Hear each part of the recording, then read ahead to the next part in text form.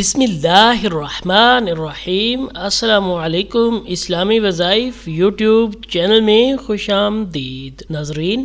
آج کی ہماری ویڈیو کا عنوان ہے ہاروت ماروت کا قصہ۔ ناظرین، حضرت ادریس علیہ السلام کے زمانے میں انسان بہت بد عمل ہو گئے تھے۔ فرشتوں نے بارگاہ الہی میں عرض کیا کہ مولا، انسان بہت بدکار ہے اور یہ خلافت کے لائق نہیں، انہیں معزول کر دیا جائے یا کم از کم یہ خلیفہ یہ رہیں اور وزیر ہم، تاکہ ہم آہنگے بگڑے کام سنبھال لیں۔ رب تعالیٰ کا ارشاد ہوا کہ اس کو غصہ اور شہوت دیا گیا ہے جس سے انسان زیادہ گناہ کرتا ہے۔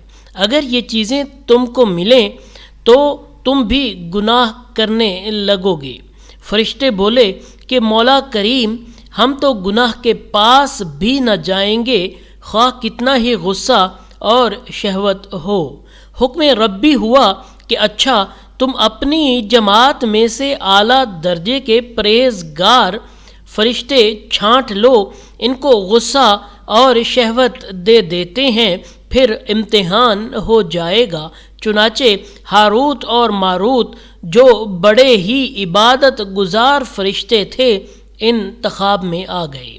حق تعالی نے ان کو یہ چیزیں یعنی غصہ اور شہوت دے کر شہر بابل میں اتار دیا اور فرمایا کہ تم قاضی بن کر لوگوں کا فیصلہ کیا کرو اور روزانہ اسم اعظم کے ذریعے شام کو آسمان پر آ جایا کرو۔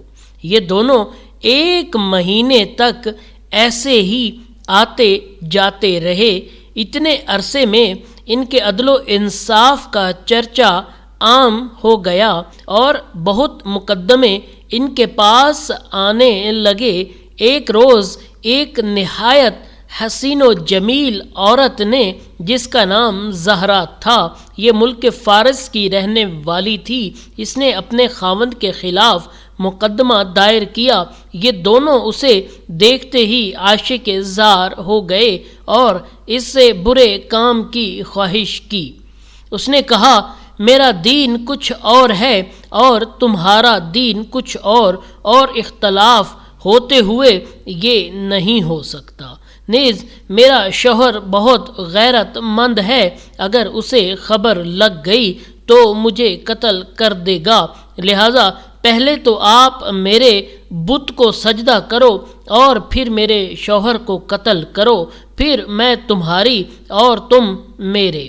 انہوں نے انکار کر دیا۔ وہ چلی گئی، مگر ان کے دل میں اس کے عشق کی آگ بھڑک گئی۔ آخر اسے پیغام بھیجا کہ ہم تیرے گھر آنا چاہتے ہیں۔ سر آنکھوں پر یہ دونوں اس کے گھر پہنچ گئے اور اس نے اپنے آپ کو آراستہ کیا اور ان سے بولی کہ یا تو آپ لوگ مجھے اسم اعظم سکھا دیں، یا بت کو سجدہ کریں، یا شوہر کو قتل کریں، یا شراب پی لیں۔ انہوں نے سوچا کہ اسم اعظم اسرار الہی ہے، اس کو ظاہر کرنا بہت ظلم ہے، بت پرستی کرنا شرک ہے اور قتل حق العباد، لاؤ شراب پی لیتے ہیں۔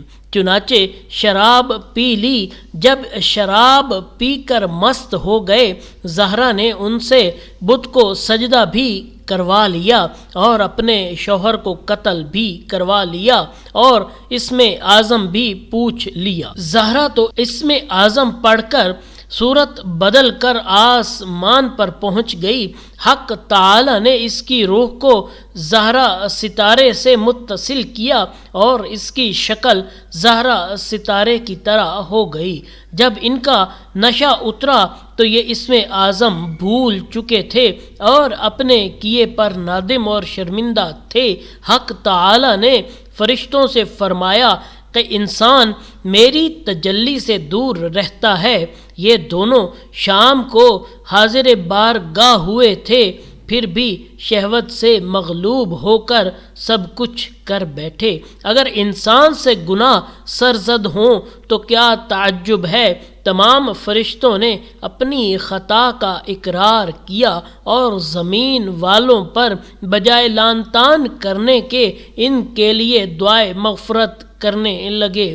اور قرآن پاک میں ہے کہ والملائکۃ یسبحون بحمد ربہم ویستغفرون لمن فی الارض۔ پھر یہ دونوں حضرت ادریس علیہ السلام کی بارگاہ میں حاضر ہوئے اور شفاعت کے طالب ہوئے۔ آپ نے ان کے حق میں دعائے مغفرت کی اور بہت روز کے بعد حکم الہی آیا کہ ان کو اختیار دیجیے کہ یہ یا تو دنیاوی عذاب قبول کر لیں یا پھر آخرت کا۔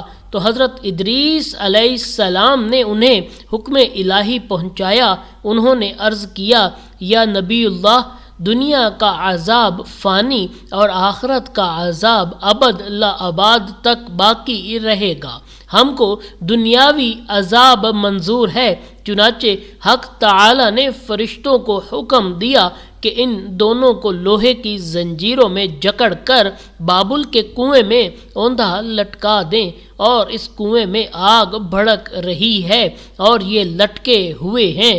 فرشتے باری باری سے ہر وقت ان کو کوڑے مارتے ہیں، سخت پیاس سے ان کی زبانیں باہر لٹکی ہوئی ہیں۔